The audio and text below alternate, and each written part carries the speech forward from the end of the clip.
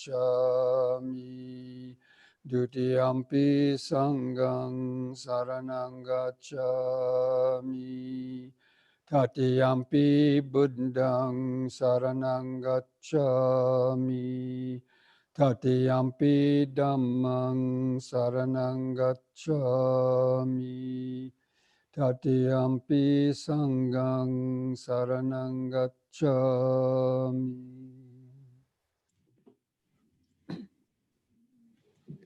So welcome friends to this Wednesday evening sutta study. And this evening the sutta we're going to go over is called the Potaliya Sutta, number 54 in the Majjhima Nikaya. So I hope some of you are able to read that after sending out the attachment with that sutta in it. So this sutta is another discussion between the followers, lay people and the Buddha. And this particular lay person, he wasn't a monk or anything, but I guess he considered himself to be something like a monk or a lay monk. But so he went to the Buddha, and the Buddha had been meditating out in a grove, and on the outside of some village. So this Potaliya, the householder, says, while walking and wandering for exercise, wearing full dress with a parasol and sandals, also went to the same grove where the Buddha was meditating. And having entered the grove, he went to where he saw the Buddha was sitting and exchanged greetings with him. When this courteous amiable talk was finished, he stood at one side, and the Blessed One said to him, there are seats, householder. Sit down if you like. So normally when people come to visit a monk, if the monk, or especially the Buddha, was sitting, those people would sit down, because it was considered kind of not polite to be standing while the Buddha was sitting. And there's a rule that the monks shouldn't teach Dhamma. If they are sitting, they shouldn't teach the Dhamma to somebody while they're standing, because it wasn't considered kind of respectable.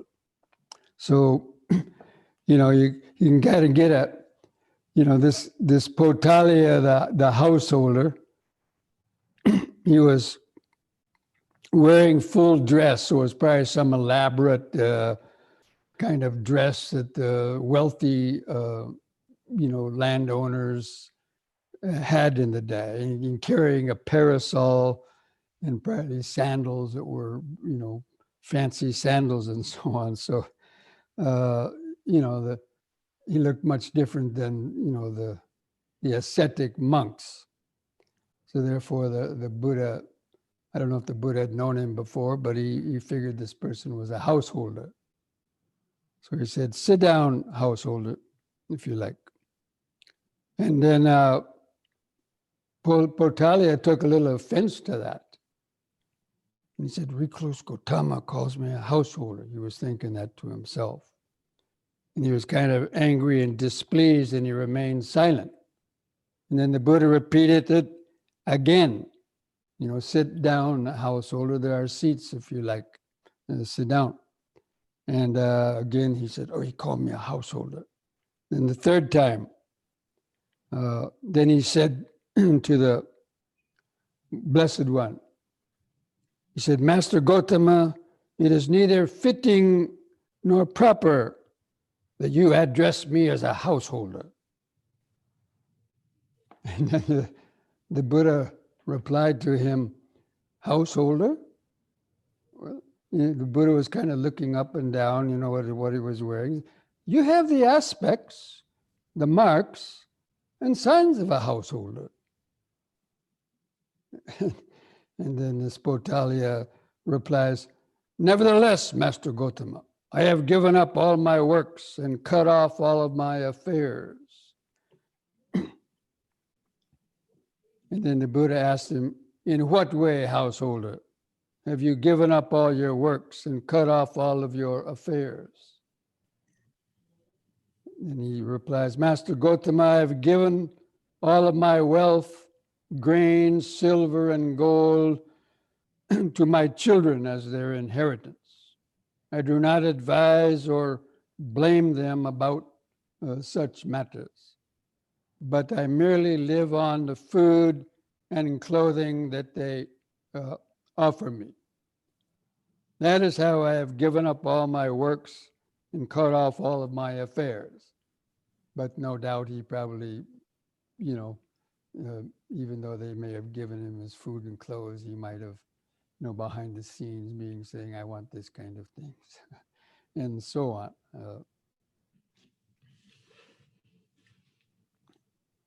And so he says, that is how I have given up all my works and cut off all my affairs.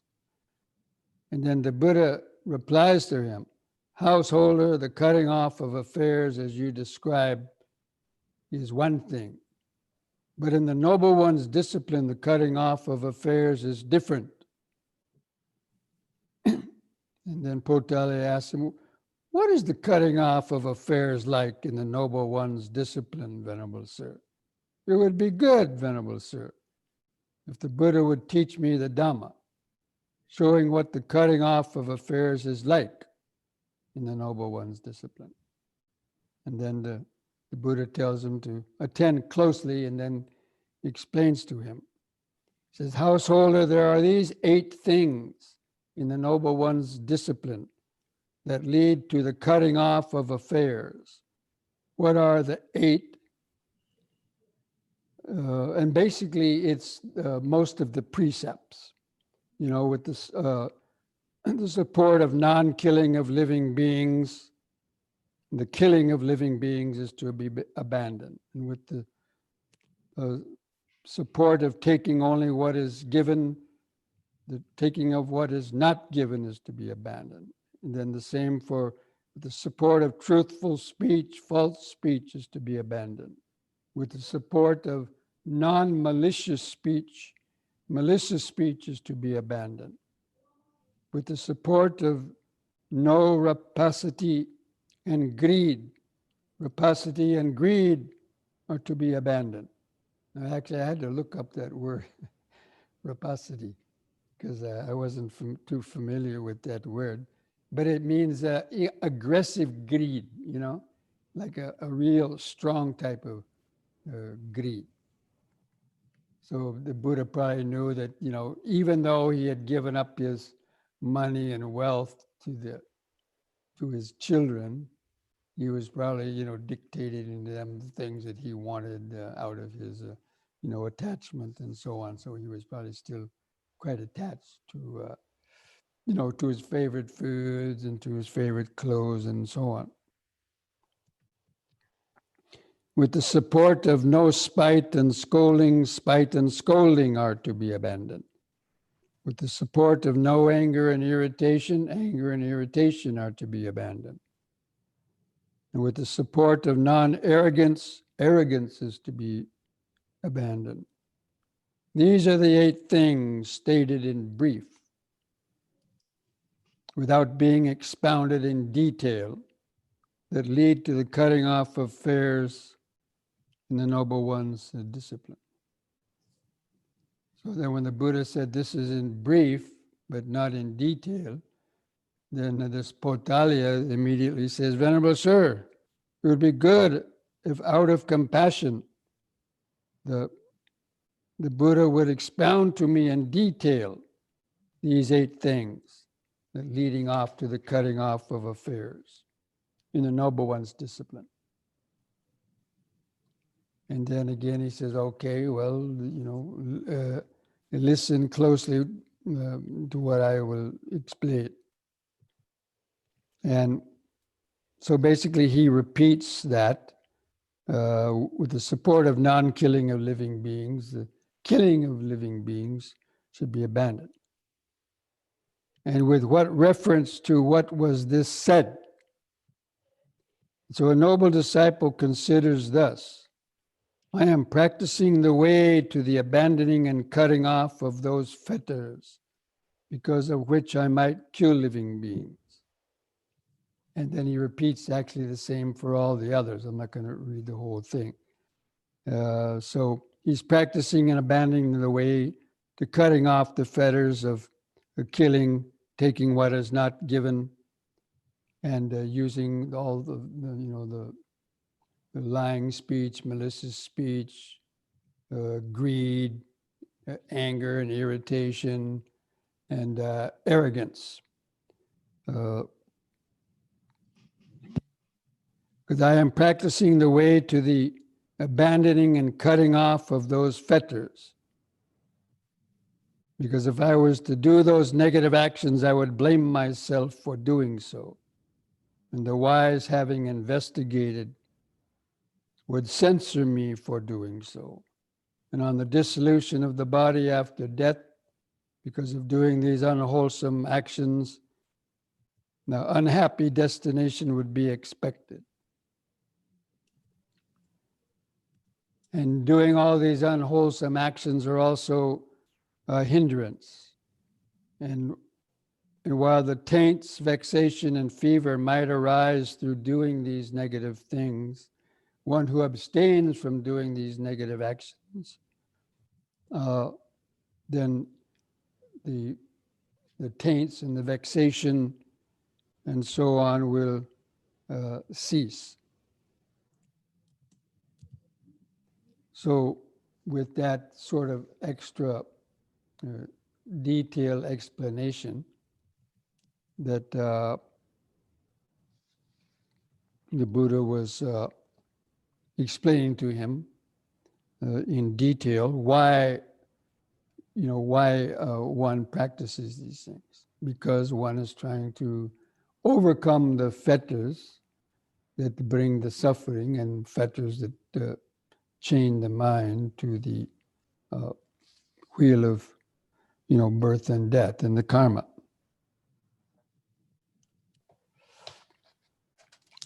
So by doing those negative actions, we blame ourselves, others blame us, and we have worry and fear of getting caught and so on. So, it disturbs the mind.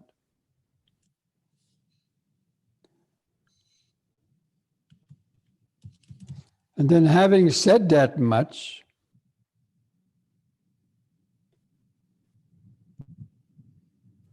the Buddha says, but the cutting off of affairs in the Noble One's discipline has not yet been achieved entirely and in all ways. So after, explaining these negative karmic actions as cutting off the affairs, he says that the cutting off of affairs is not entirely explained yet. And so the householder asks him, it would be good, Venerable Sir, if one would teach me the cutting off of the affairs in the Noble One's discipline, how it is achieved entirely and in all ways. And so this is the interesting part of the sutta, actually. There are these similes that the Buddha is giving about the sensual pleasures. And I'm going to read them just in case some of you didn't have the time to read these.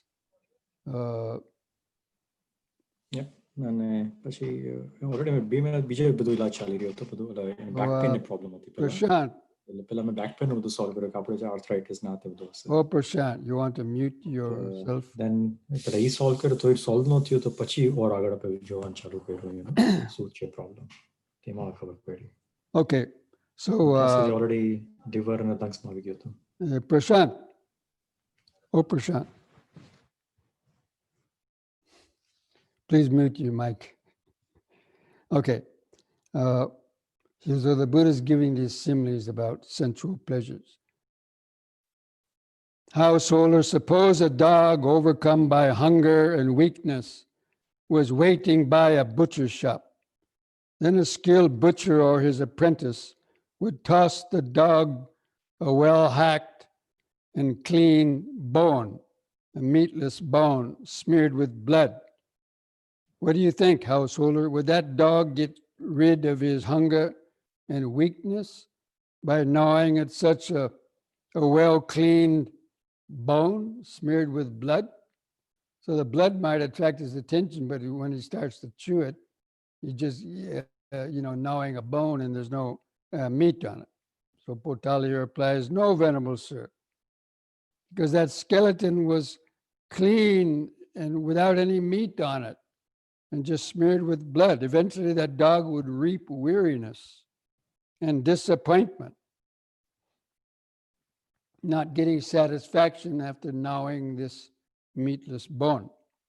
So too, householder, and a noble disciple considers thus: sensual pleasures have been compared to a skeleton by the Buddha. They provide much suffering and much despair, while the danger in them is great. Having seen this thus as it actually is with proper wisdom, the noble disciple avoids the equanimity that is diversified based on diversity, and develops the equanimity that is unified based on unity, where the clinging to the material things of the world utterly ceases without remainder. So basically he's referring to, as long as we're thinking about seeing beautiful things, smelling, tasting, hearing, and thinking, let's say, of fantasies and so on, we're trying to amuse our mind or get pleasure out of, experiencing these pleasures. But in the meditation, but again, you see the danger in those things is that they're all impermanent. And, they may give fleeting satisfaction, but then the attachments that are formed, but he's going to give some other similes. So I'll let those explain it by themselves. But he says, so the noble disciple practicing meditation, he goes in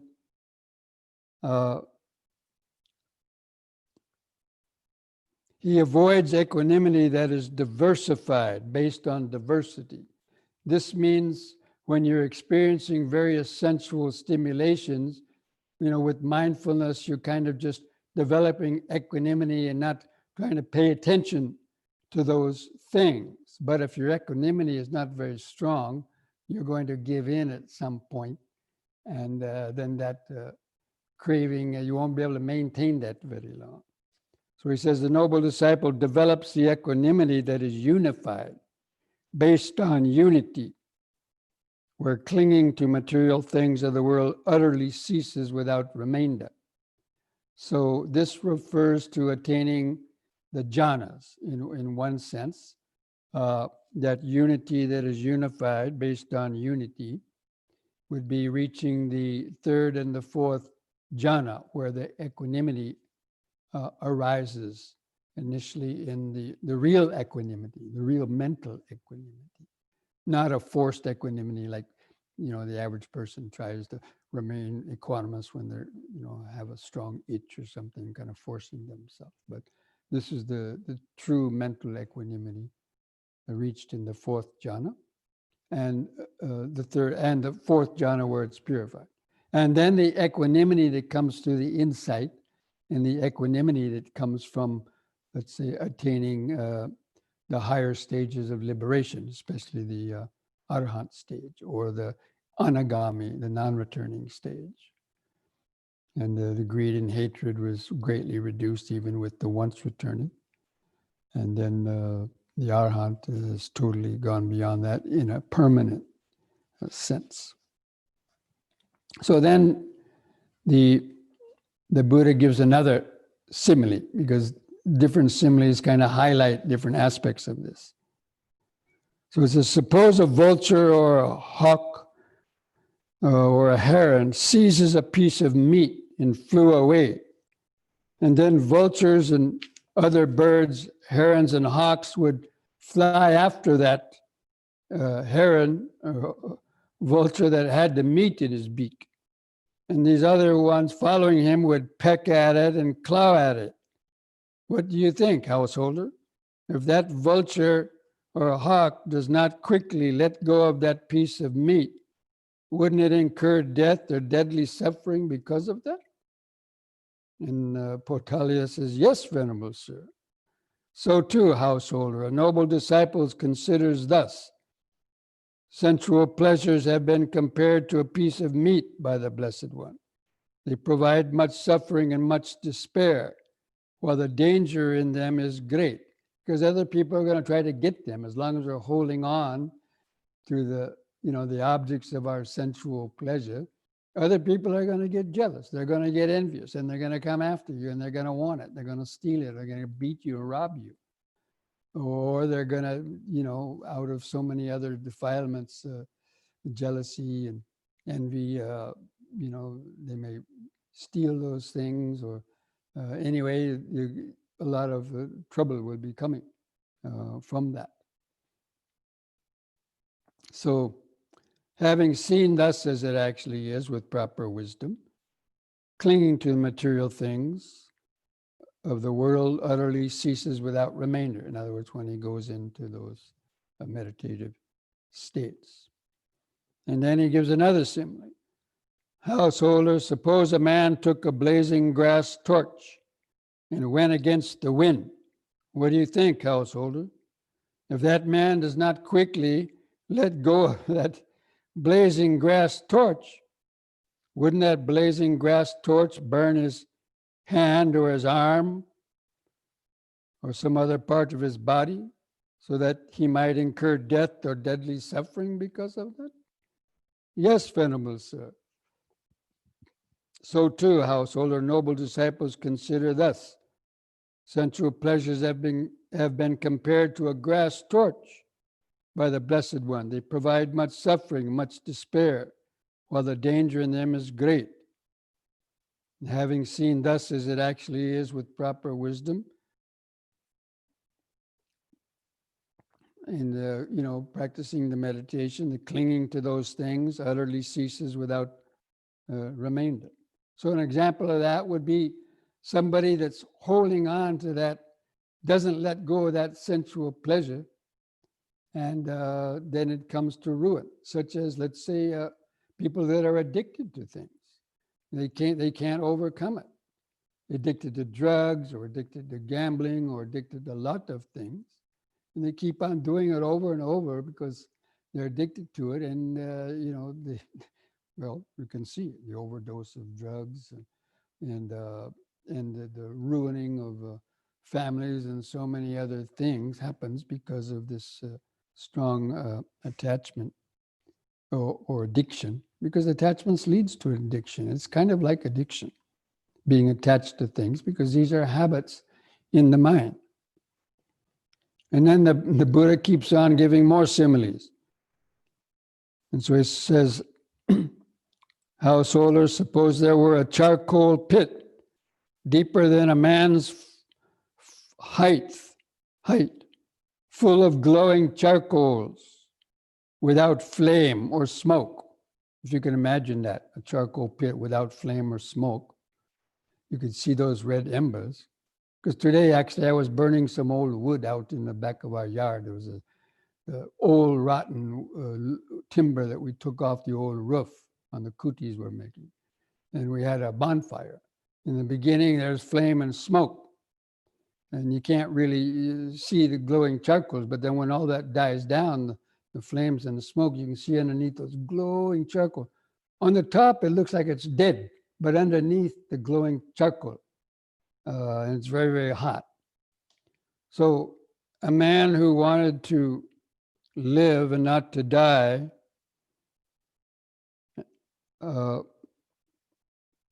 this person would, see that charcoal pit, and two men seize the person by the arms and drag him toward the charcoal pit. What do you think, householder? Would that man twist his body this way and that to get away? Yes, venerable sir, because that man knows that if he falls into the charcoal pit, he will incur death or deadly suffering because of that. And so again, he says, the noble disciples considers thus, sensual pleasures have been compared to a charcoal pit by the Blessed One. They provide much suffering and much despair, while the danger in them is great. Having seen thus as it actually is with proper wisdom, the clinging is of the things of the world is utterly ceases without remainder. So again, this refers to the strong clinging, and again that addiction to stuff that leads to all these problems. Once having some pleasures and from time to time and so on, if they're moderate and one doesn't become addicted to them, probably may not incur those worst type of effects. But even one time, right, if you indulge in some sensual pleasure, even just one time, it could have those effects. So then the Buddha goes on, and that's what's great about the Buddhist teaching. He comes up with all kinds of similes, and each one of them highlights a different aspect of what point he's trying to make. So he says, householder, suppose a man dreamt about lovely parks, lovely groves, lovely meadows, and lovely lakes, and on waking up, he saw nothing of it. So too, householder, noble disciples considers us. Sensual pleasures have been compared to a dream by the Blessed One. They provide much suffering and much despair, while the danger in them is great. Having seen thus as it actually is, with proper wisdom, that means Dhamma wisdom, clinging to the material things of the world utterly cease without remainder. Because other people would argue and say, well, that's not true, because they're not seeing it with proper wisdom. That means deep wisdom. They're seeing it with superficial type of, understanding and so on. Then he goes on to give another example.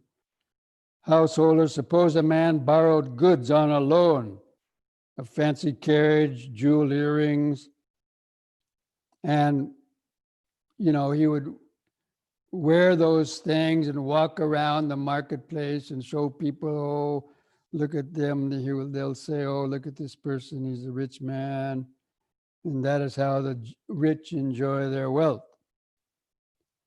Then the owners of those things, whenever they saw him, would take those things back. What do you think, householder? Would that be enough for that man to become dejected? Yes, venerable sir. Why is that? Because the owners took the things back. So too, householder, noble disciple considers thus. Sensual pleasures have been compared to borrowed goods by the Blessed One. They provide much suffering and much despair, while the danger in them is great. Having seen thus as it actually is with proper wisdom, then those clinging to the material things, ceases without remainder. Again, ultimately, without remainder means attaining the state of the arahantship, or at least the state of the anagami. And then the Buddha gives another simile. If those first 5 or 6 weren't enough to get the point across. Suppose there were a dense grove not far from some village or town, within which there was a tree laden with fruit, but none of its fruit had fallen to the ground. So there's a tree with fruit in it, but the man has to climb up to get the fruit. They're not fallen on the ground yet. So the man came along wanting fruit, seeing the fruit, And he says, I know how to climb the tree. So he climbs up the tree. He says, why don't I climb up the tree and eat enough fruit as I want and fill my bag? And so he did so.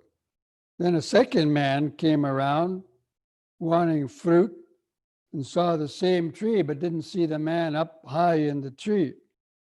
And he said, well, I can't climb, but I have an axe. I'm going to cut down this tree. So he cuts down the tree, and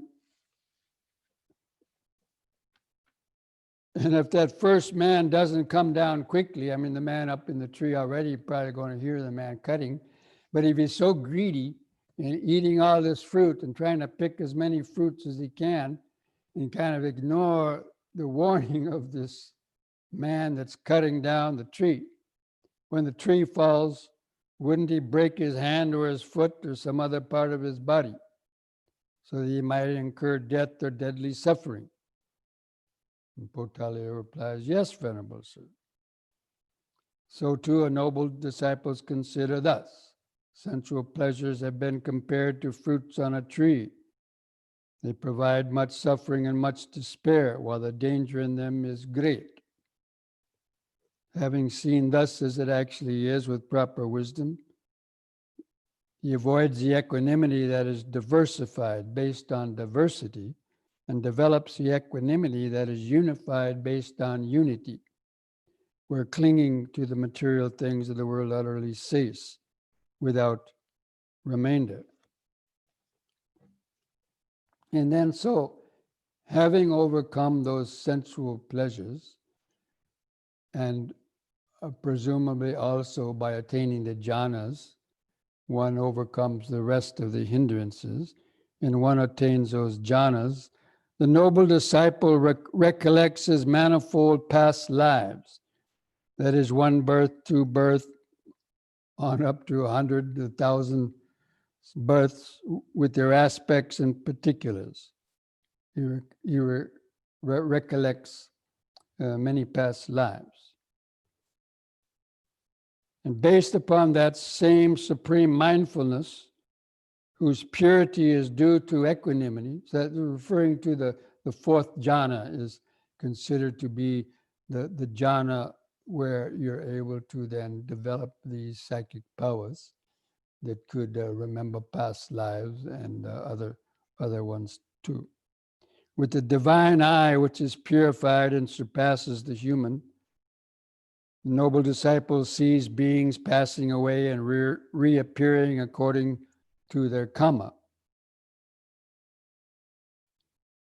And based upon that same mindfulness, the noble disciple here and now enters upon and abides in the deliverance of mind, the deliverance of wisdom that are taintless with the destruction of the taints. In other words, based on having attained the fourth jhana, then either just attaining arhatship from that, or remembering the past lives, developing the divine eye, then one also destroys the taints and can attain arhatship. And then the Buddha says, at this point, householder, the cutting off of affairs and the noble one's discipline has been achieved entirely and in all ways. What do you think, householder? Do you see in yourself any cutting off of affairs like this cutting off of affairs in the noble one's discipline when it is achieved entirely and in all ways? And Potaliya replies to him, Venerable Sir, who am I that I should possess any cutting off of affairs entirely and in all ways, like those in the noble one's discipline? I am far indeed from that cutting off of affairs when it is achieved entirely in all ways. For Venerable Sir, though the wanderers of other sects are not enlightened, we imagine them that they were enlightened. Though they are not enlightened. We fed them the food, thinking that they were enlightened, and so on. Anyway, he's praising the Buddhist monks, those ones who have attained arahantship, who have attained the cutting off of those affairs entirely, as the Buddha was explaining. Potaliya realizes that, yes, that is the real, deeper, higher cutting off of affairs. Then Potaliya tells the Buddha, "Venerable Sir, the Blessed One has inspired in me love for recluses, confidence in recluses, reverence for recluses." That means the Buddhist monks. "Magnificent Master Gotama, magnificent Master Gotama. Master Gotama has made the Dhamma clear in many ways, as though he were turning upright what had been overthrown, revealing what was hidden, showing the way to one who was lost, or holding up a lamp in the dark for those with eyesight to see the forms." This is a standard kind of repetition of phrases that people, after hearing the Buddha's teaching, especially Brahmins and others who were following other teachers, they would say that to clarify, kind of contrast the teachings of the Buddha to these other ones. And so he asked Master Gotama, "I go to Master Gotama for refuge into the Dhamma and to the Sangha of bhikkhus. From today, let Master Gotama remember me as a lay follower who has gone to him for refuge for life." So that is the Potaliya Sutta.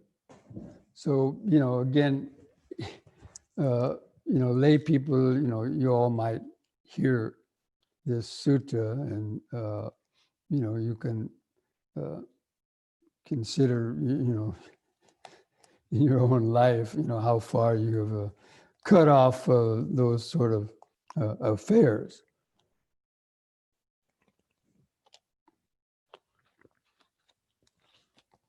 And you can see that, the Buddha wasn't sort of beating around the bush. I mean, his teaching, even though in modern day teaching, people say, they don't often want to mention these things. A lot of them don't want to read the suttas because, they want to practice meditation, and not really touch a lot of those their deeper attachments and so on. And that's okay for people if they want to do that. But sometimes in the in the way Dhamma is taught in the West, they downplay this type of renunciation or detachment. But the Buddha taught it for a reason, that attachment, even if it's small, has its consequences. And that's why the Buddha's teaching kind of goes beyond the ordinary Dhamma. So in most of the sutras, you can see that he's, even though he gives a lot of advice for householders and living their life, but he doesn't cut any corners. He always, having said some things at the beginning to placate the householders and so on, he then goes to then teach the deeper Dhamma, because there's always people that are ready to see that. A lot of people don't know that. Anyway, so having said that, gone over that sutta, if any of you have any questions regarding that, then we'll try to look at those questions. So it looks like there's one in the chat. Oh, it's not a question. It's the same one that I mentioned about the muting the microphone. So does anybody out there want to write any question down? based on some of those things we were going over in the sutta, or it could be some other question as well. So I'm going to take a few minutes break, and then I'm going to come back, and then if there are any questions, I would try to address them before we go on to our yoga and meditation practice. Okay, so I'll be back in a few minutes if anybody wants to write some questions, or you could take a little break before we do the yoga and meditation. Okay, so I'll come back in a few minutes.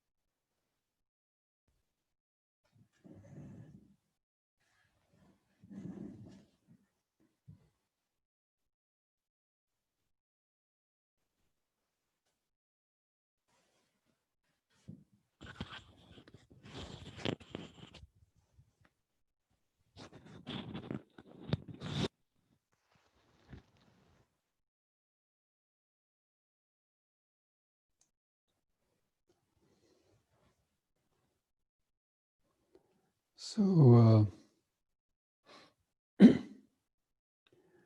see if there's any other question came up.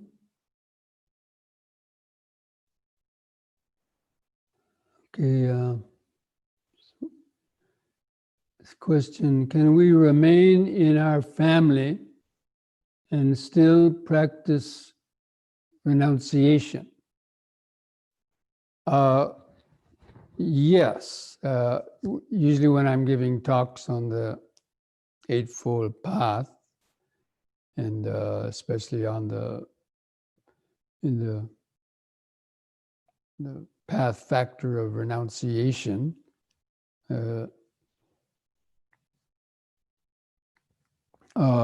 renunciation can be done in stages. So of course, becoming a monastic, that is probably one of the most common ideas about renunciation, renounce the world, right? So become a monk or a nun, go into a monastery.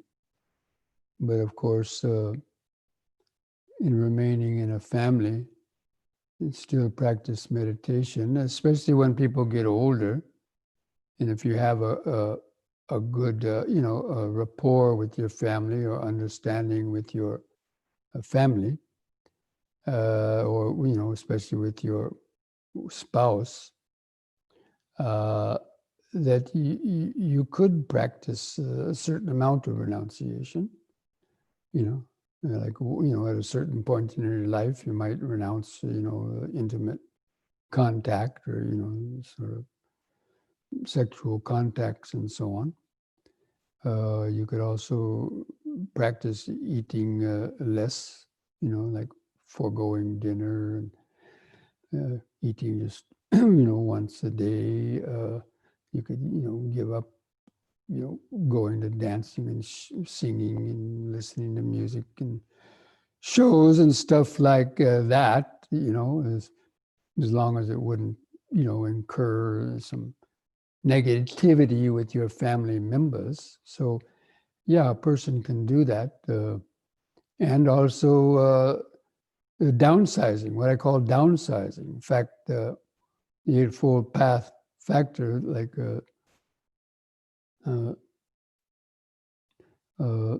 is of the renunciation, I like to call it downsizing. So, when your kids have moved out of the house, instead of having a big house, it requires a lot of work and upkeep and expense. Downsize, sell that house, buy a smaller place. It doesn't require so much work. Or if you have a lot of, number of pets, when one dies, don't get another one. And so there's ways, especially as you, get older, or you live alone, or you just live with your spouse and so on, especially if they have, similar inclinations, then there's, one can renounce to a good extent. So it is possible, and I know people that do that. So yes, it can be done.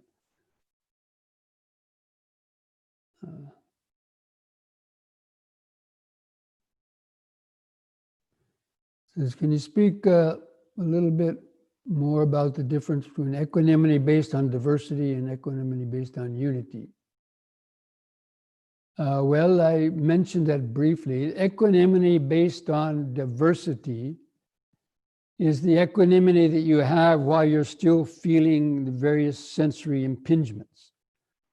So you're sitting in meditation, you haven't reached jhana yet, but in, meditation, you might be feeling pain, and, there's a little bit of irritation, even though you can try to, relax around it and,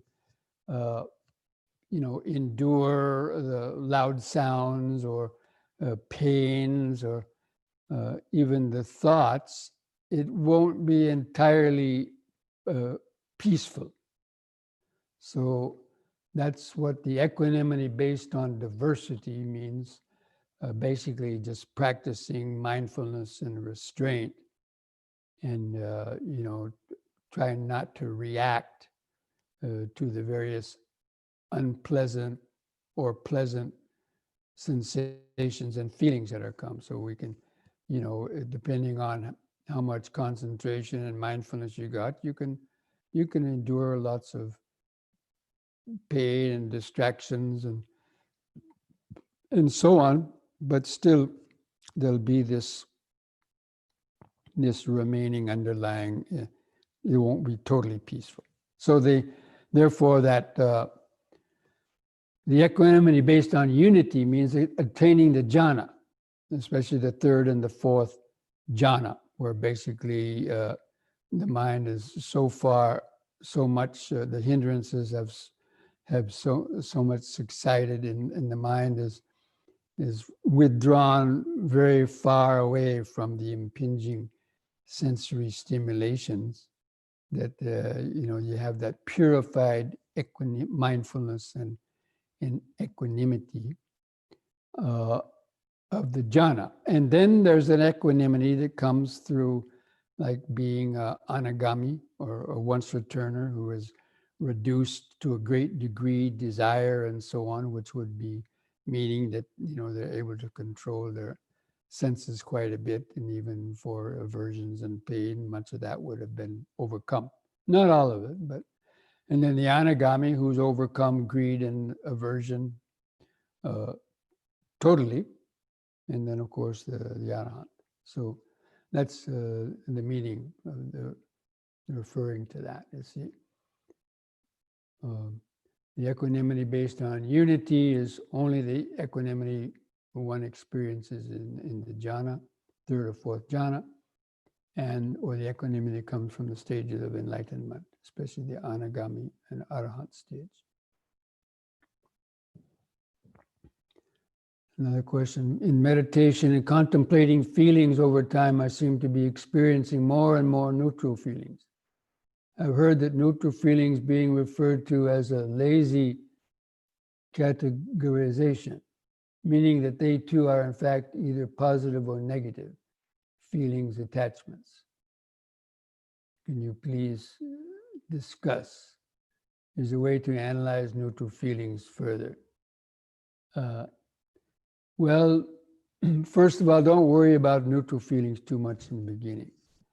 The main thing is, because we don't create too much bad karma based on neutral feelings. It said that neutral feelings also just help to promote ignorance, but at least, and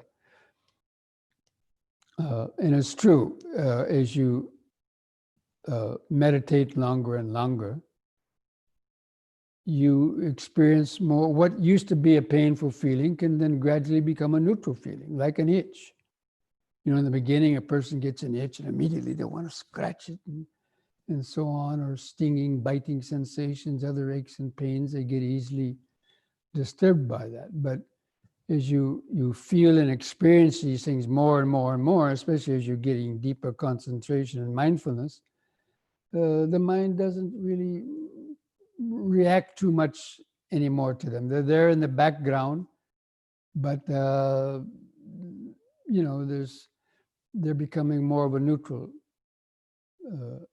reaction. And the same with sounds or even thoughts. You might get upset about your thoughts. Maybe some unpleasant thoughts come, but if you cling to them and struggle with them, then they cause you pain. But if you quickly notice a thought, okay, it's a thought of anger, but it quickly subsides. And it doesn't really cause you a lot of vexation or agitation because you catch it quickly with mindfulness. So anyway, but the longer you meditate, then you'll lose that sort of excited attraction or aversion toward various things. It's a natural outgrowth of the development of the mind. Now, in terms of,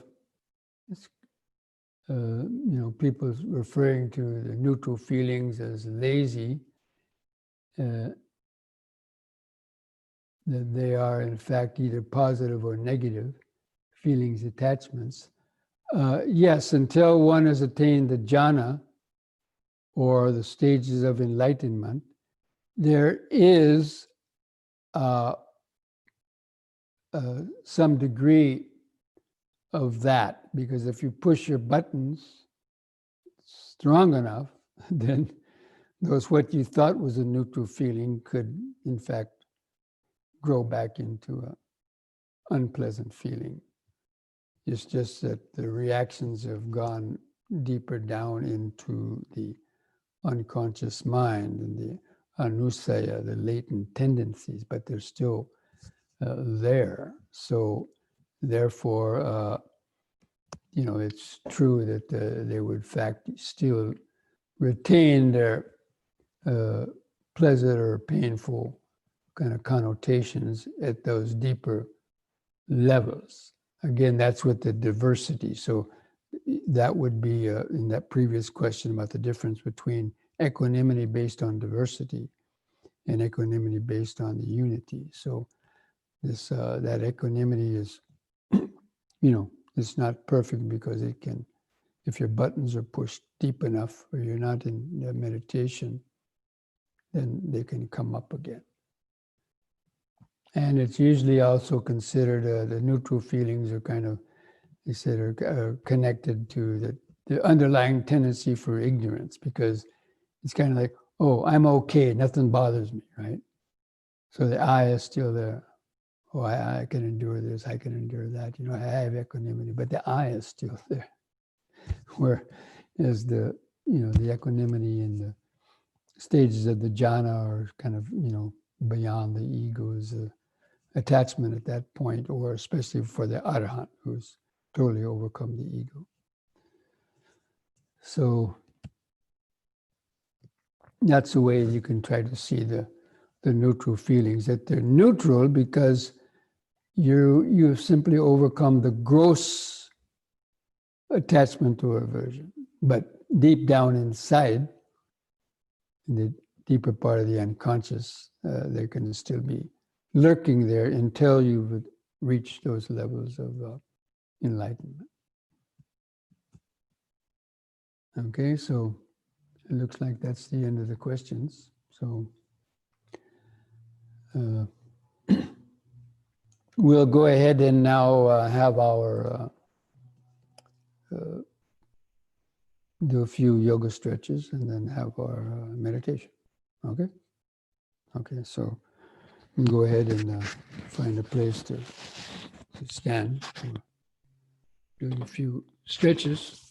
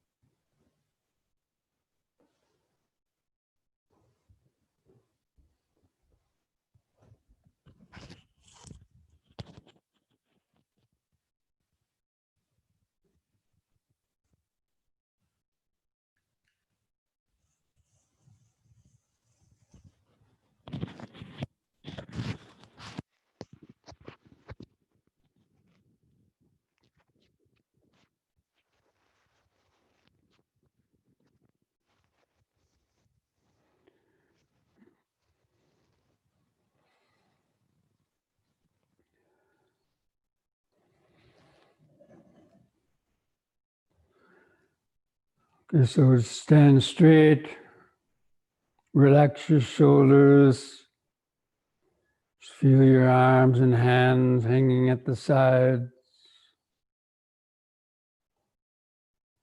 Just gently close the eyes, feel the feet pressing the floor.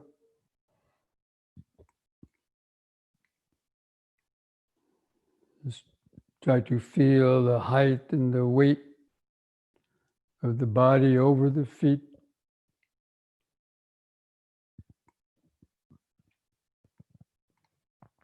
And then begin some deep, slow breathing.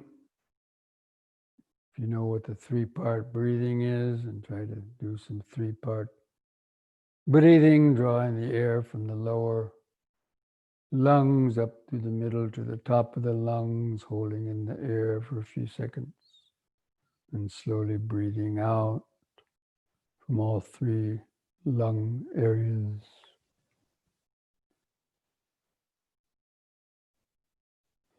Just thinking like this to yourself.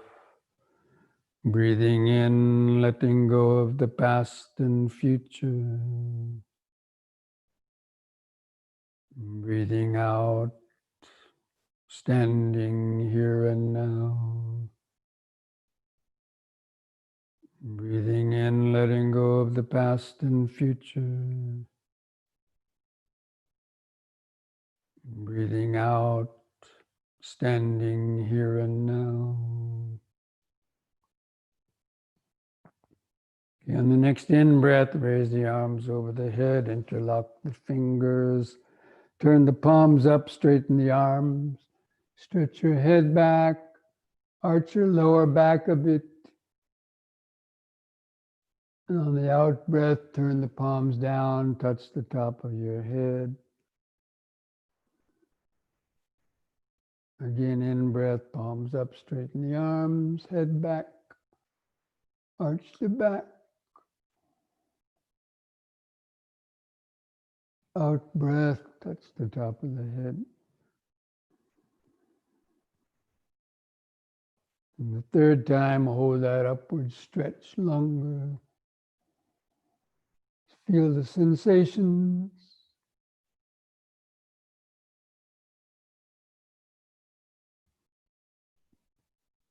Now release the fingers on the out breath.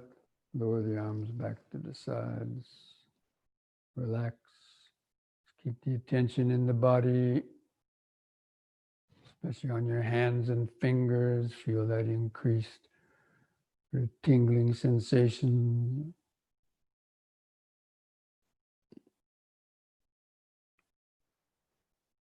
Pulsation. If you can't feel that, feel your feet pressing the floor. Just remember standing, standing, standing.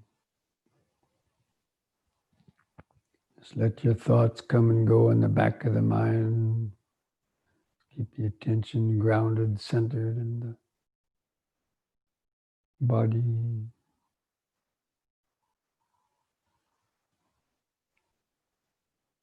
Okay, on the next in breath, push up on the toes while raising the hands over the head, facing the palms toward each other, and stretch up.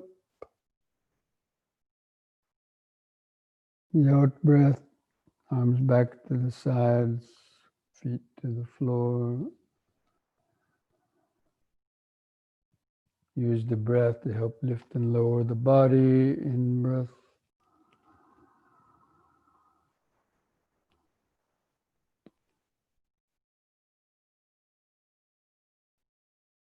Out.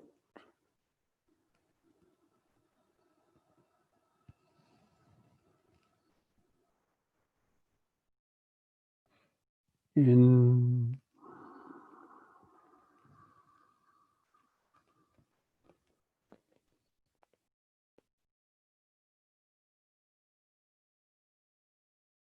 Out.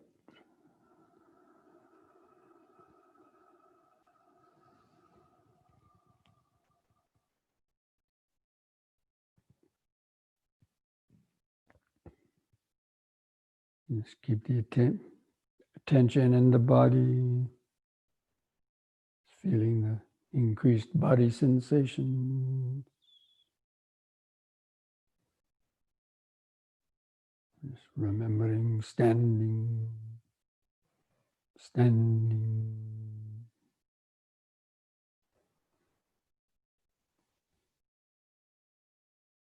Present moment of the body.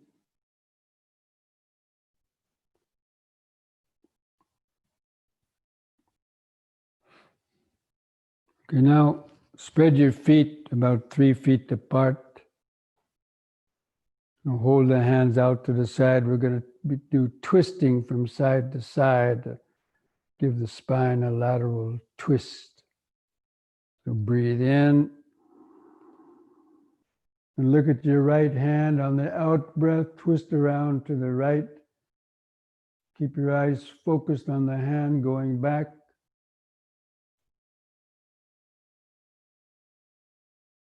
On the in-breath, come back to the front.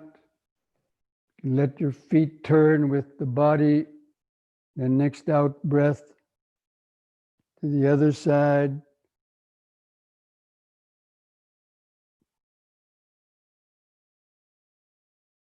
In-breath back to the front.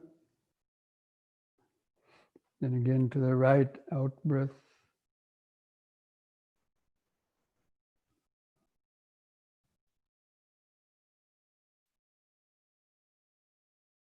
In-breath front. Again to the right, out breath.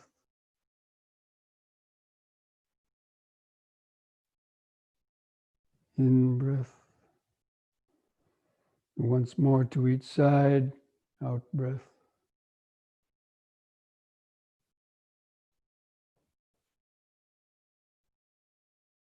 In. And to the left, out breath.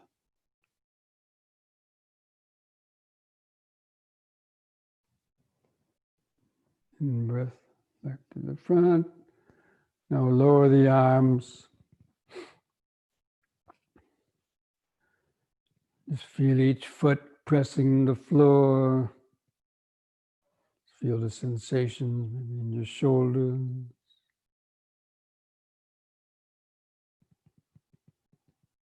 Just feel any other body sensations.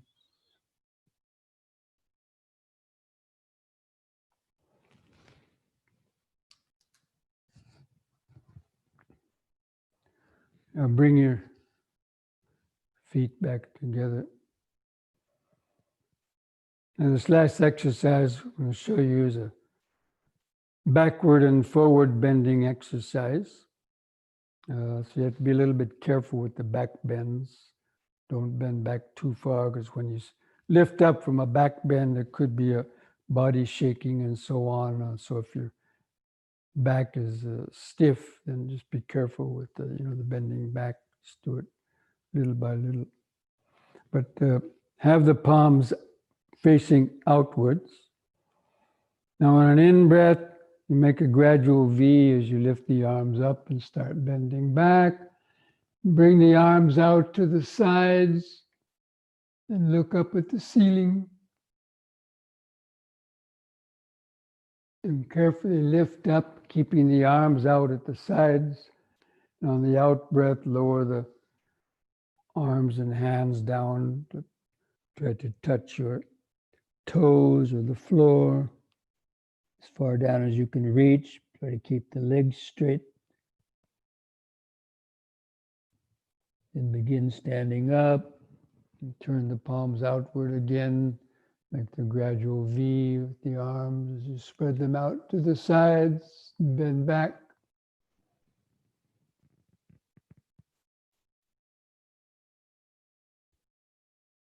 And carefully lift up, keeping the arms out. In out breath, hands down. Touch the feet or floor.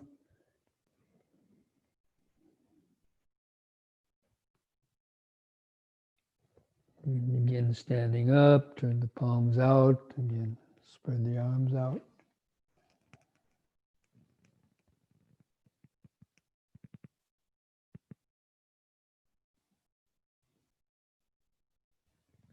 Lifting up, and the out breath.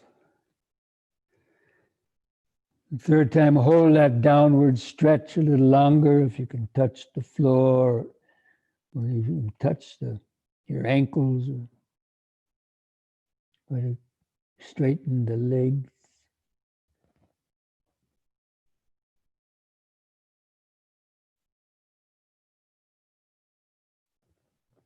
Okay, then begin standing up. This time, to finish, bring the hands to the chest.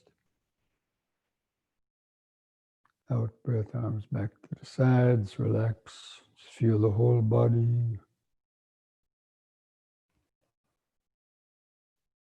Might feel the increased heart beating.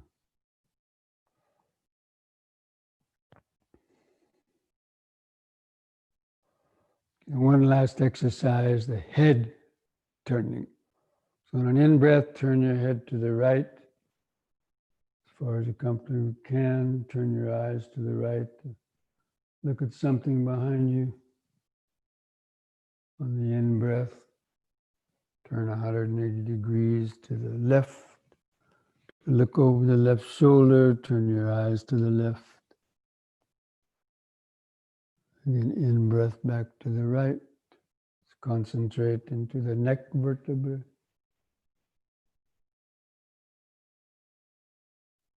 Out breath back to the left.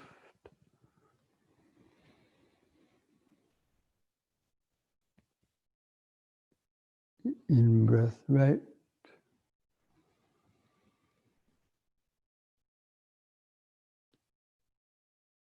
Out breath left.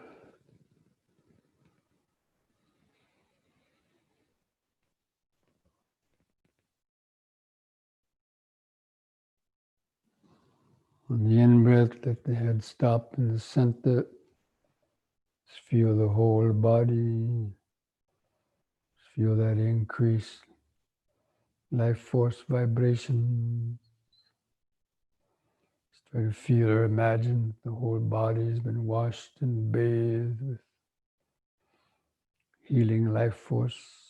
It means oxygenated blood and the increased prana energy due to the breathing. Try to feel that organic aliveness of the whole body.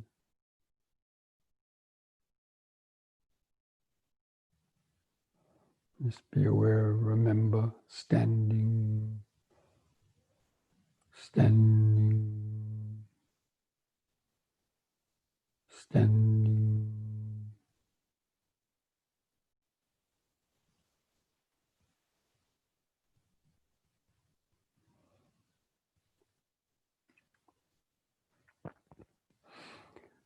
Okay, friends, we'll come back and get ready for the sitting meditation.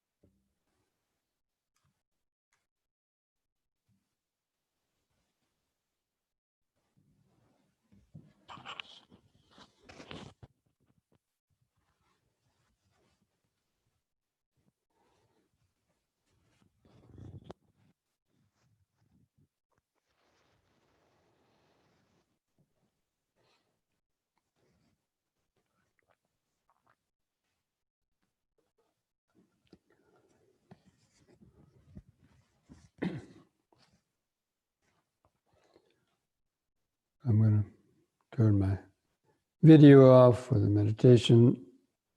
So you can just focus on the words and focus in yourself. It's guided meditation. So first of all, just get comfortable in the sitting posture. Try to keep the back and the head kind of lifted up and in a straight line.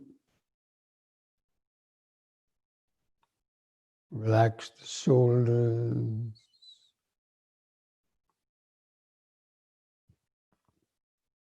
Now move the attention down to feel where your buttocks press the seat. Just feel that point of contact, that sensation of hardness. Try to feel some different sensations, maybe on your right and left buttocks, the sitting bones.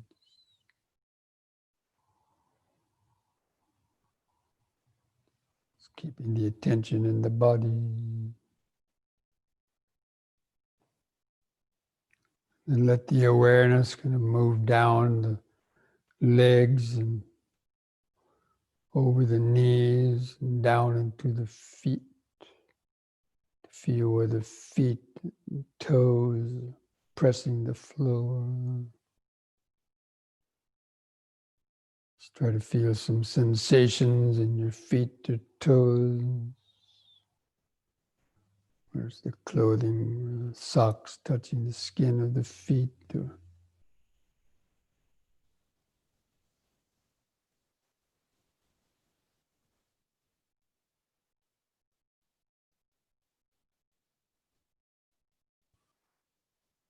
And moving the attention upwards to feel your hands and fingers,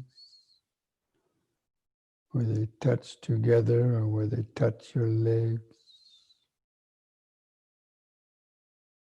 You can just feel those material vibrations, earth element vibrations, the hands touching together, touching the legs. Try to notice some different fingers or thumbs.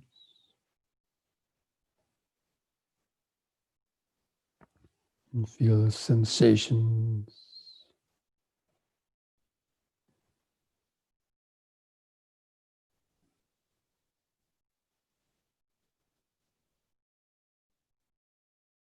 Ability to focus on a spot and keep your attention there for a few seconds as concentration. The ability to feel some different sensations is the mindfulness.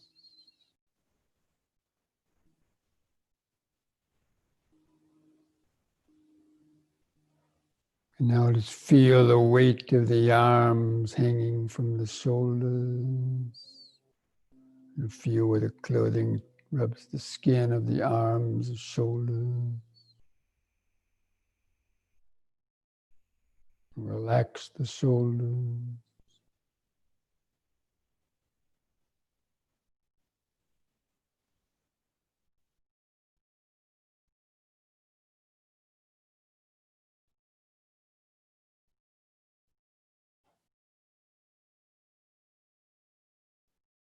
Now feel the head balanced on top of the neck, the spinal column.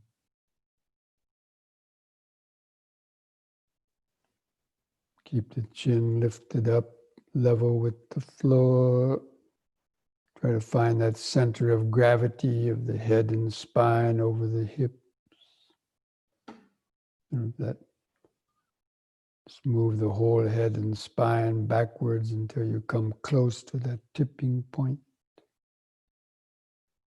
Then just come forward a fraction of an inch so it doesn't feel too strange. Try to maintain that erect posture,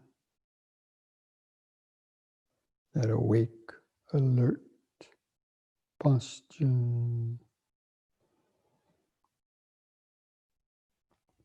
You just feel some sensations on your face, the skin stretched over the skull, that feeling of tightness of the skin stretched over the forehead, chin, or nose.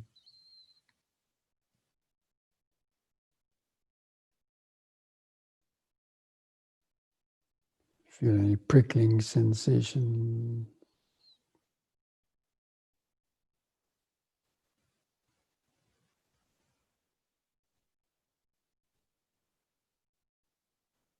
Then feel your lips touching together, where the upper lip touches the lower lip. Feel those sensations.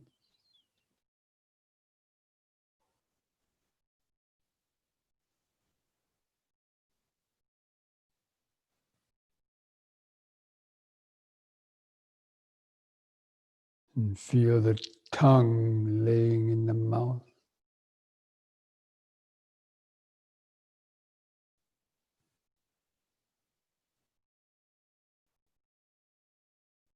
And feel the teeth and the gums.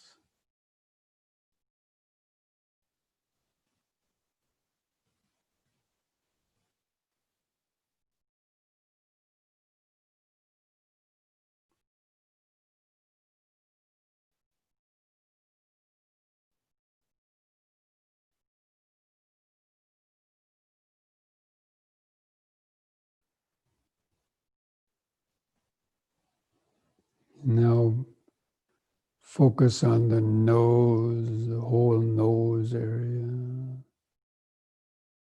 even the nostrils. Feel some different sensations. Take a few deep breaths, maybe feel the air as it moves through the nostrils.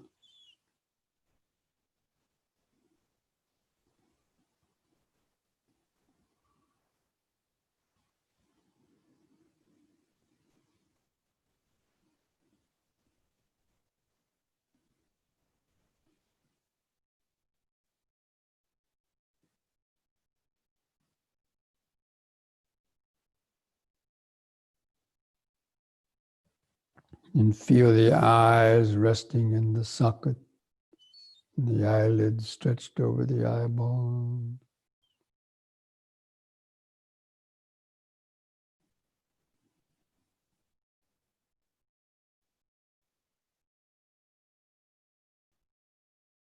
You might see some color or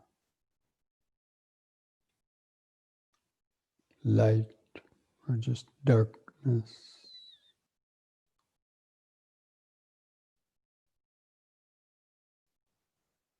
You might feel some subtle eye movement, twitching of the eye muscles.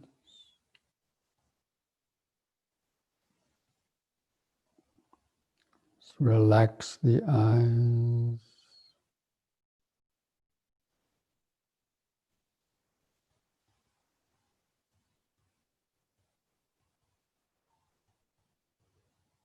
And from that point behind the eyes,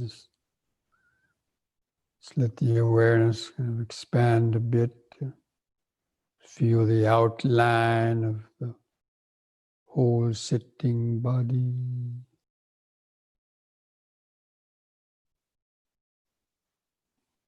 So the collage of different sensations. Just in a general sense, to feel the sensation of the buttocks and feet pressing the seat or floor underneath. The hands and arms at the side. Clothing touching the skin on different places. And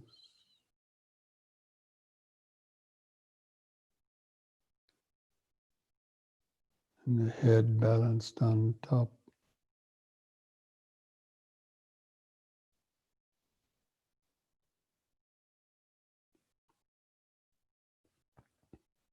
And just mentally remember sitting, sitting,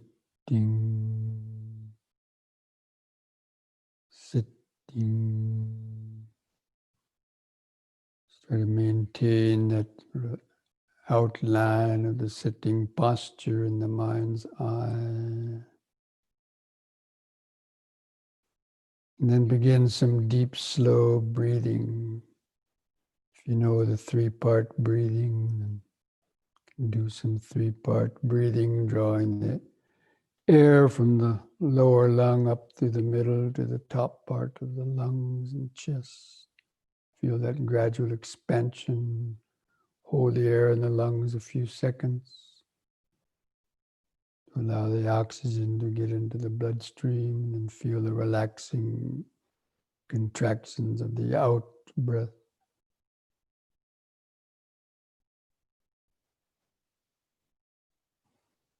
Just take several deep, slow breaths like that, cultivating this basic mindfulness. Breathing in, letting go of the past and future.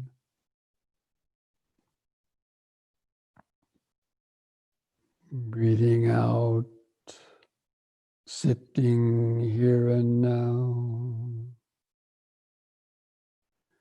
Breathing in, letting go of the past and future.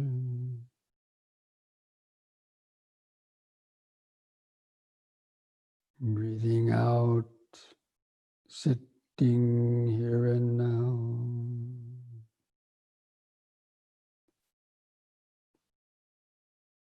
Breathing in, feeling the whole body.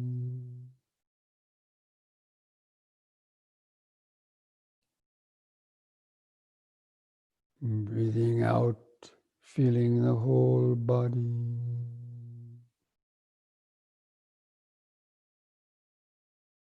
With each out breath, sort of feel the body and mind relaxing more and more in the center of the body.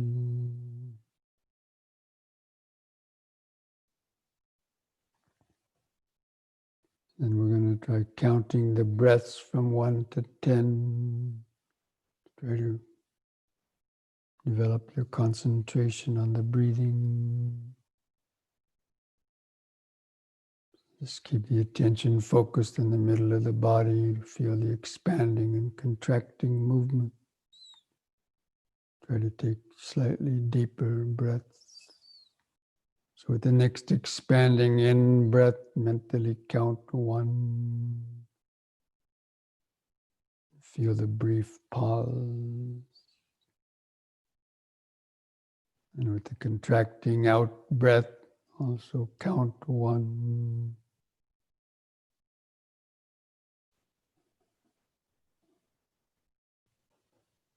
The next expanding in breath, 2.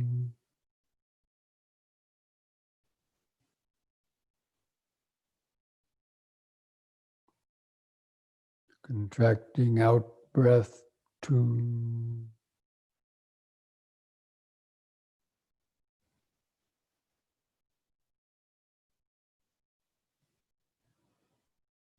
Next in breath, 3.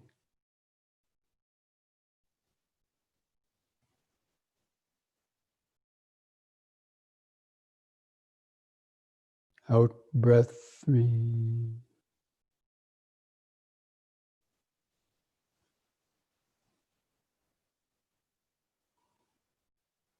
In breath, 4.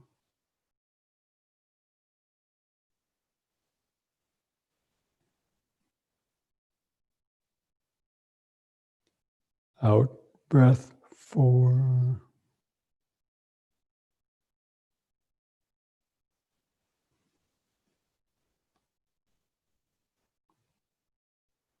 In breath, 5.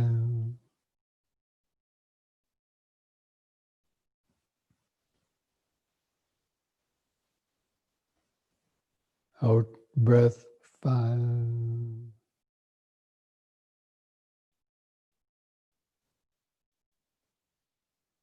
In breath, 6.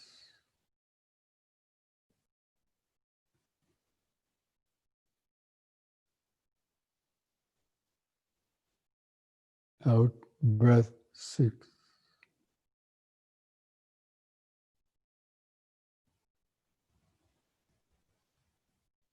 In breath, 7.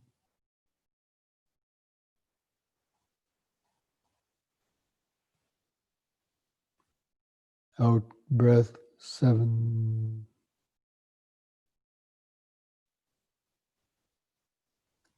In breath, 8.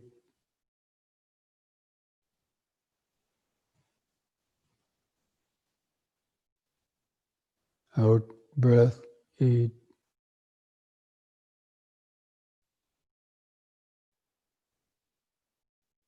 In breath, 9.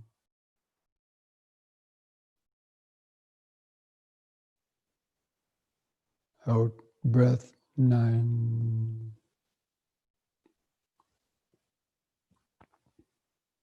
In breath, 10.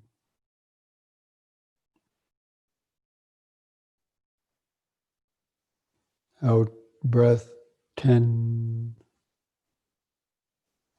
Now discontinue the counting. Discontinue the deep, slow breathing. Just let the breathing return to its uncontrolled rhythm, but continue to feel it. Just keep your attention focused in the center of the body.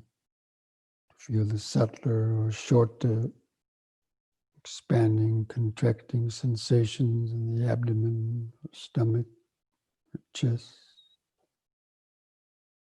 Try to feel where the clothing rubs against the skin,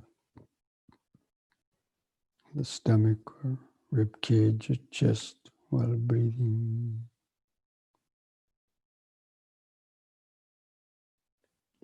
Just know when the breath is coming in and know when the breath is going out.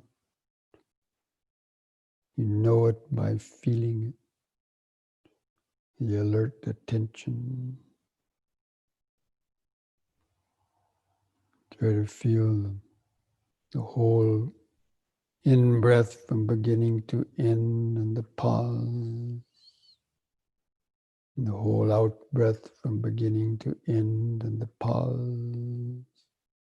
There's many little subtle sensations to notice.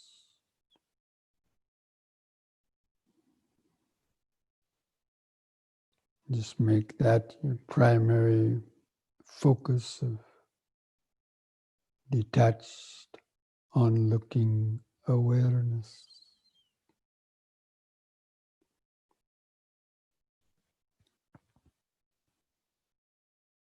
Just try to maintain that present moment, remembering in sitting, out sitting.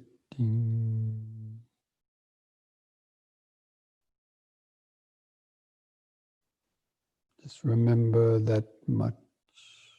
It's not much to remember. In sitting, out sitting.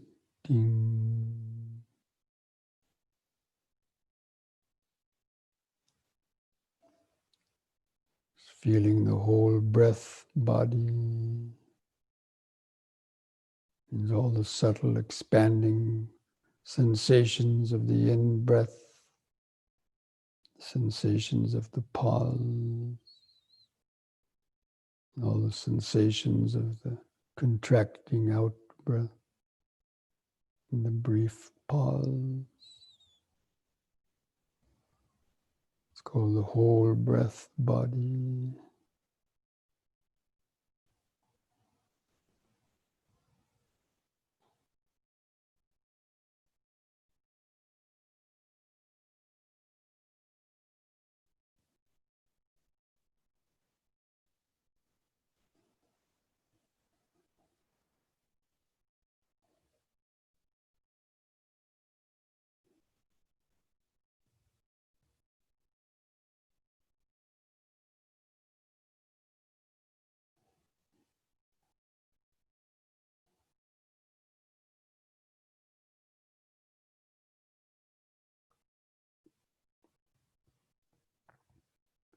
In sitting,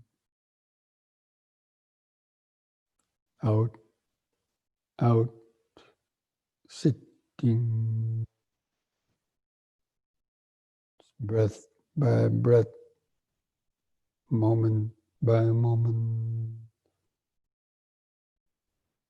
Try to notice how each breath is different. Sometimes it's longer, sometimes it's shorter. Sometimes it's an easy breath, sometimes a difficult breath.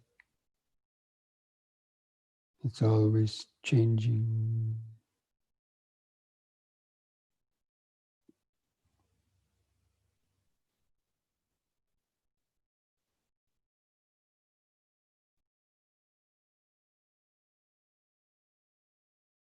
Keeping the attention on the breathing as the concentration, noticing the different sensations within that breathing, is the alert mindfulness.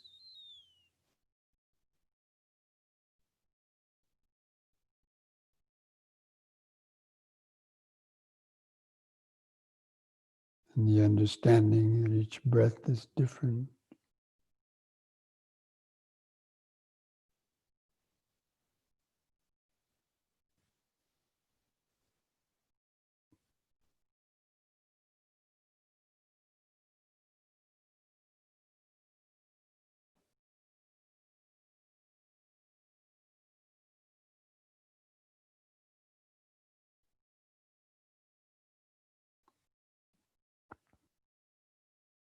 But at the same time, be alert for thoughts, trying to pull your attention away.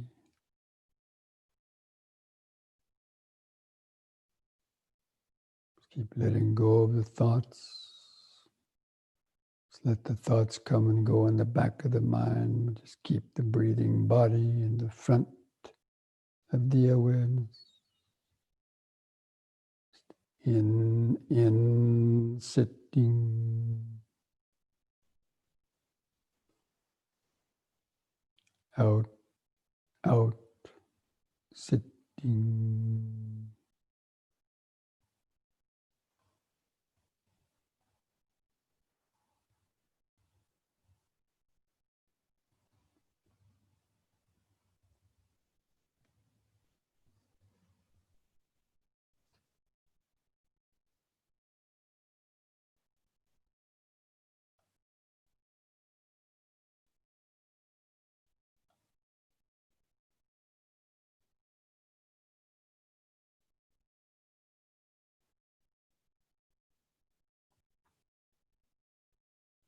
Even while feeling the breathing, you can notice other sensations like little prickling sensations,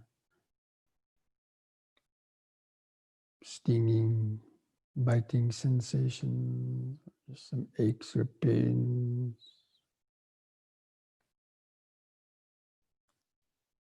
On other parts of the body, they naturally appear within that calm awareness.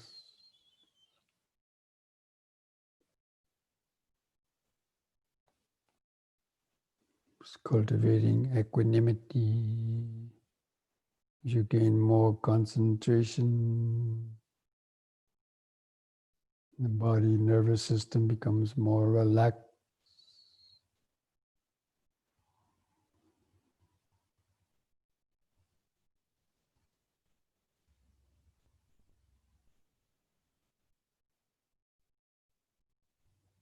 It's the onset of equanimity to endure pain.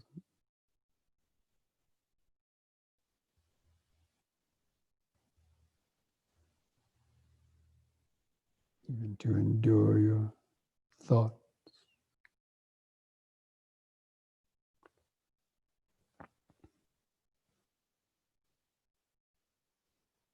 Just equanimity based on diversity.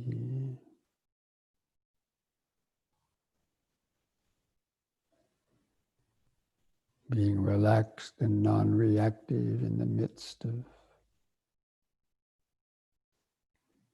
different sensations, sensory impingement.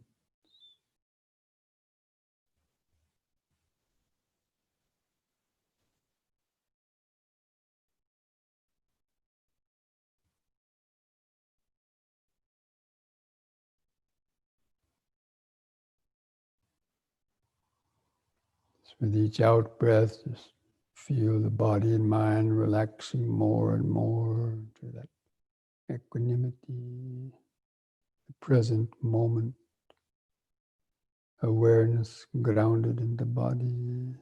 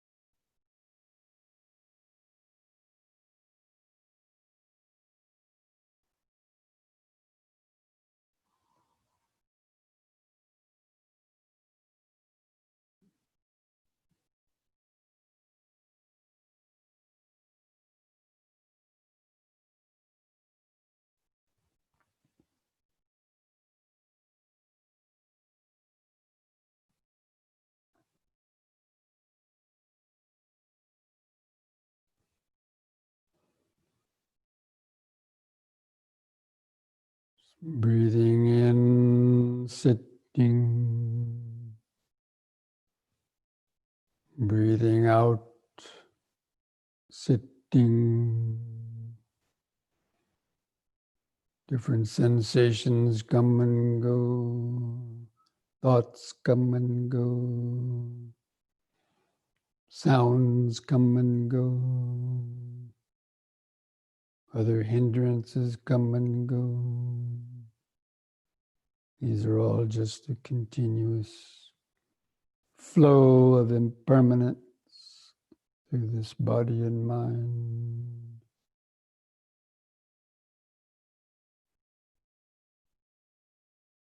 Just underneath all of that change or mental chaos or sleepiness is that ever-present dimension of awareness. It's connected to the nervous system.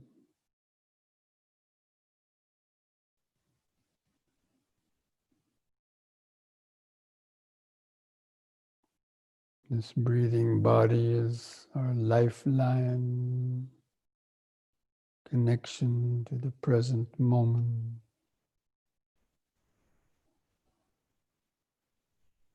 If we lose that connection to the breathing body, the present moment, and the mind gets easily lost and disturbed by the flow of impermanence, by the worldly conditions, greed, hatred, and deluded thought.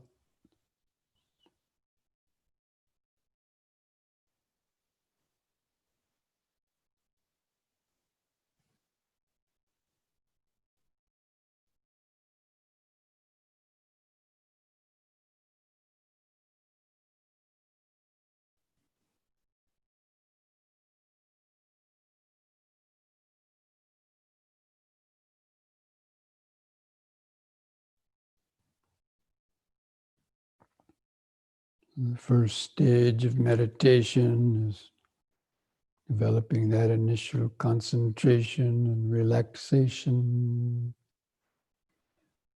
centered in the breathing body, cultivating that equanimity based on mindfulness and restraining one's reaction.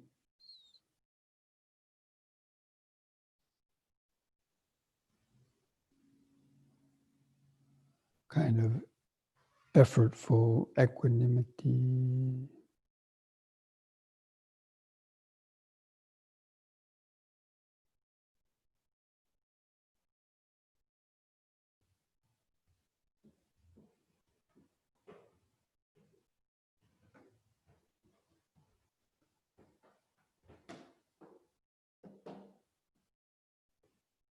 Start to notice, feel subtler and subtler sensations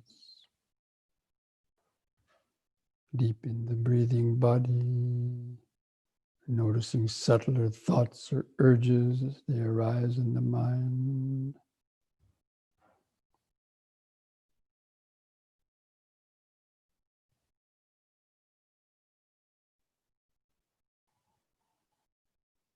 Just letting them arise and vanish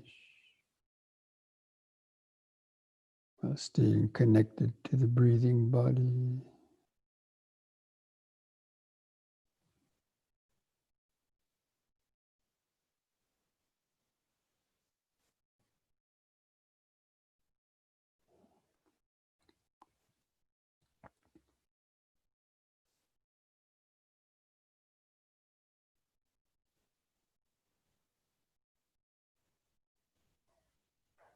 Just gradually opening up to that flow of impermanence.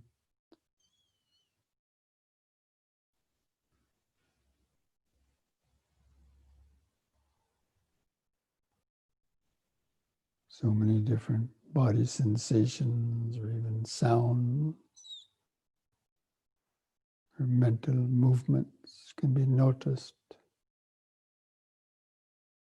coming and going through this mental space of the breathing body.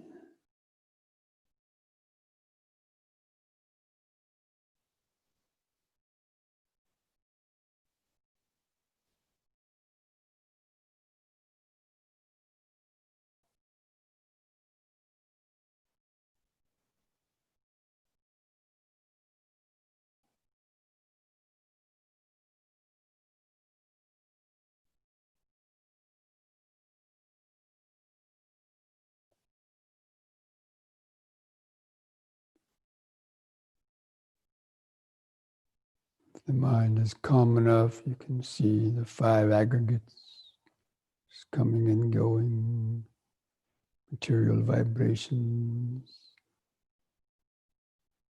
pleasant or painful or neutral sensations, the perceptions,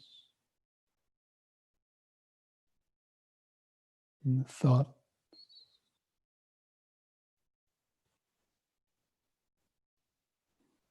We can even notice the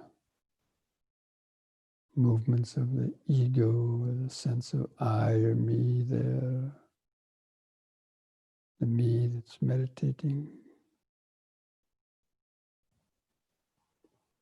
which is just a thought created within the mind.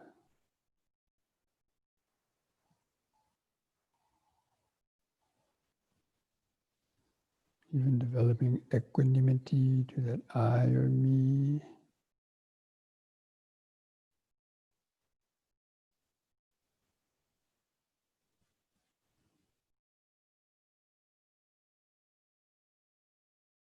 Not taking it too seriously.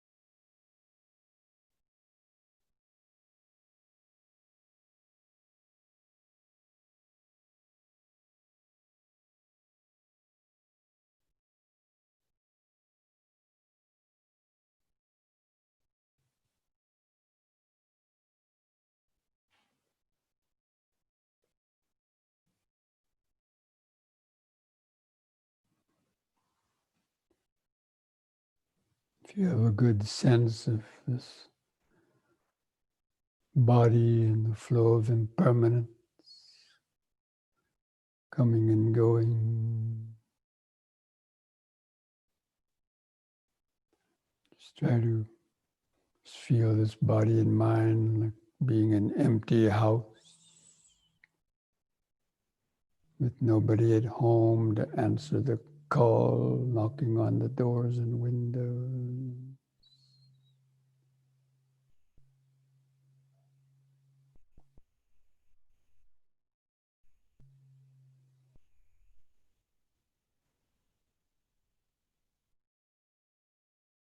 By practicing equanimity,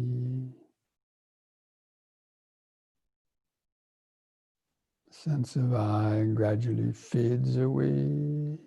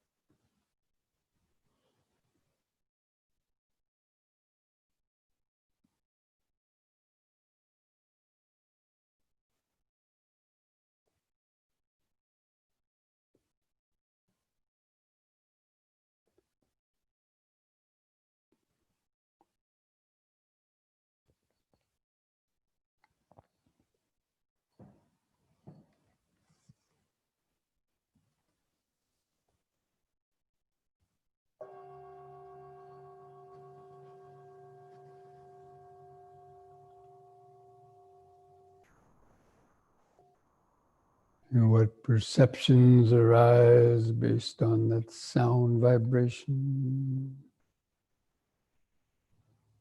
The 5 aggregates arising: material vibration, feelings, perceptions, thoughts, ego consciousness.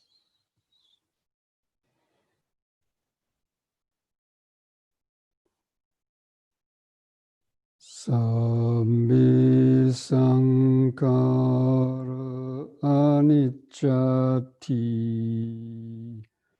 Sabbe sankhara dukkati. Sabbe dhamma anattati. Yada panyaya pasati. Atane bindati dukhi. Yesamago visuddhiya.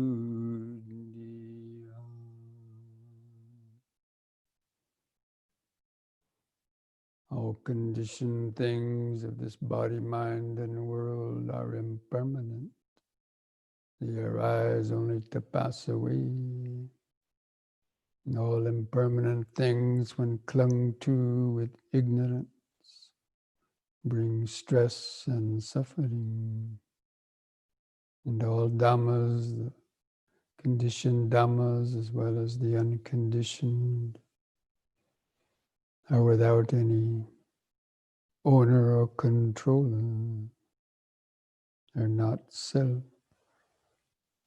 When one understands these 3 characteristics with the eye of wisdom, one becomes disenchanted with suffering. This is the path to purity, to freedom. And thus spoke the Buddha.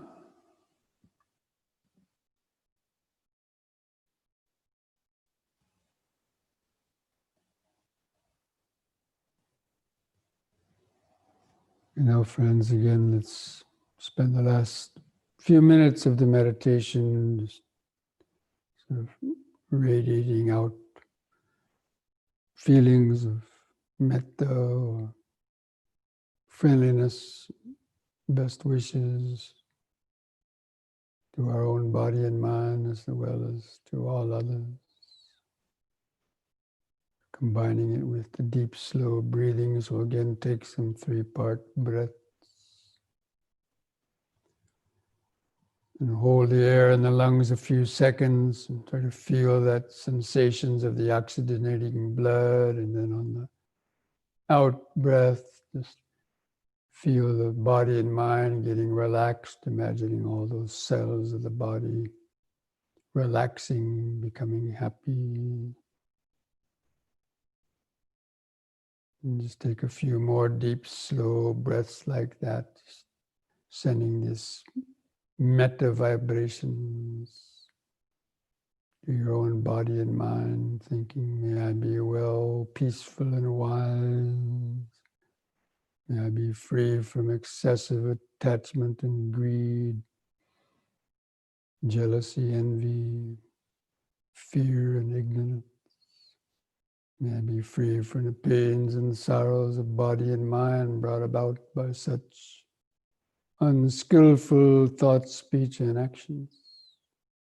May I have the patience, strength, mindfulness, and wisdom to meet and overcome all difficulties in life.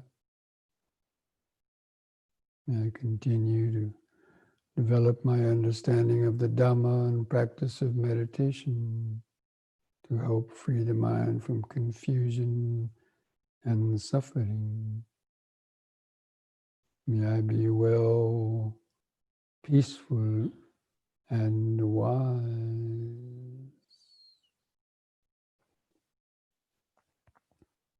And continue taking some more deep breaths. On the next out breath, just imagine sending these same kind of metta vibrations and thoughts back to your family members, Anybody that you know died recently or is sick, sending them these metta vibrations wherever they are. May they be well and happy, free from pain and suffering. And with each out breath, imagine sending these vibrations further and further outward across the countryside to the towns and cities.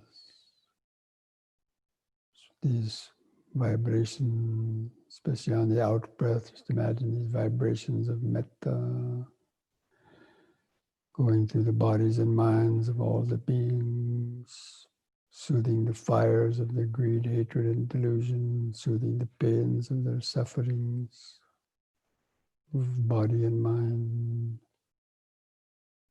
and awakening the seed of wisdom in their heart.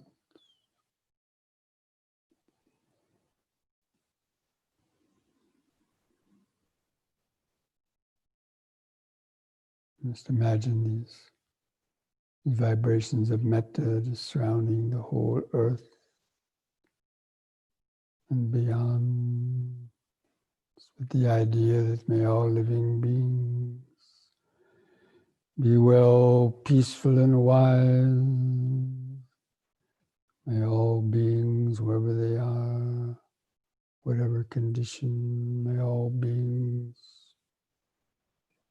be free from pains and sufferings of body and mind created by their unskillful thoughts, speech, and actions. May all beings be able to hear the Dhamma, cultivate patience, strength, mindfulness, and wisdom to meet and overcome all difficulties in life. May all beings be able to live peacefully and harmoniously together, understanding the ultimate interconnectedness and interdependence of all things.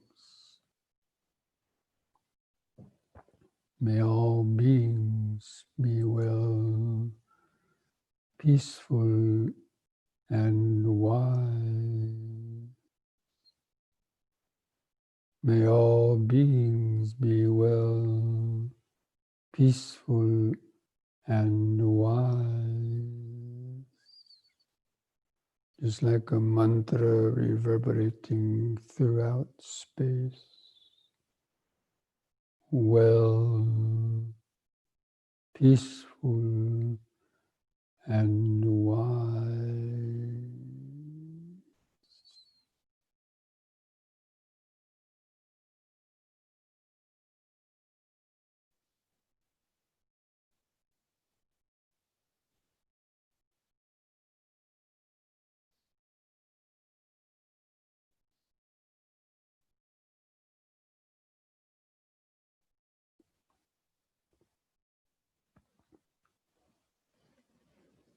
Let's finish the meditation. If you like to recite the word sadhu, chant the word sadhu 3 times slowly. Do the chanting with a long out breath. Just to feel those vibrations in the body and mind. Take a deep breath.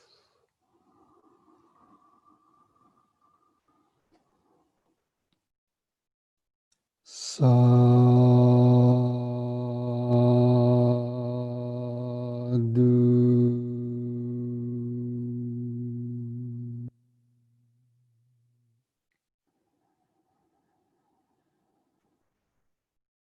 Sadhu.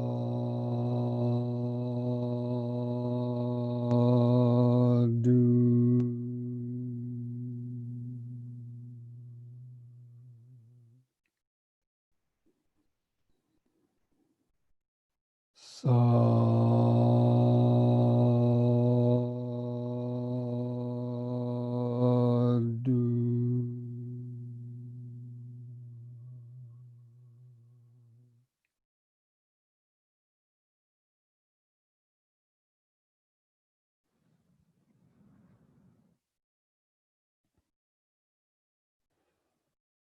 Now place your hands at the edge of the knees and take one more deep, slow breath. While breathing in, stretch your head back, pull the hands against the knees, arch the spine backward a bit.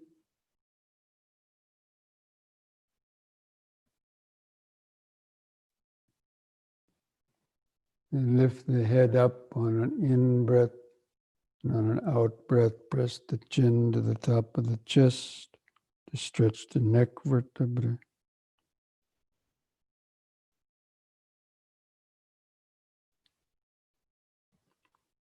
On the in-breath, lift the chin up level.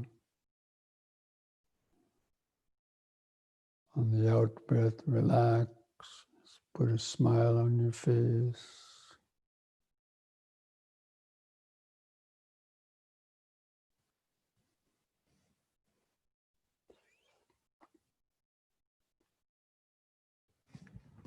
Okay, friends. So this brings our Wednesday evening program to an end. And I hope you're all able to get a little bit of peaceful vibrations during the meditation or some insights. And so remember that on Sunday, on Sunday's program, I'm going to be giving a talk on yoga and how the body-mind connection and how the practices of yoga, especially the deep, slow breathing, 3-part breathing, and certain type of a specific coordinated exercise of getting that oxygenated blood out to the body, how that can help you to get grounded and be a foundation for the meditation. And we're going to do a yoga session, a longer yoga session, and I'm going to give you a kind of a guided relaxation at the end of the yoga session, and laying down, kind of guided body awareness relaxation, and then sitting up from that, and then doing a sitting meditation. So for those who might like to participate in that, then it would be good if you have a carpet on your floor or yoga mat. You have enough space where you can lay out on your back and so on without hitting some furniture or something else. And so that will be next Sunday's program. Okay? Sadhu Bhante. Sadhu Bhante, Sadhu. Thank you, Bhante. You're all welcome.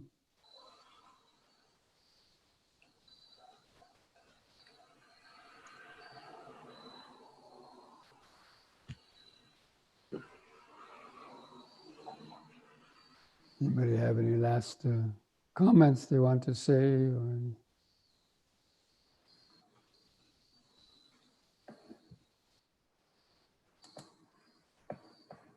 Don't forget, mindfulness a day keeps dukkha away, and sutta a day keeps confusion away. Bhante, the guided meditation that you started off with, is it called Kayagata Sati? You don't have to call it any names. It's what I call kind of like, it's body-based, breathing, body-based mindfulness and centering. Yeah, it's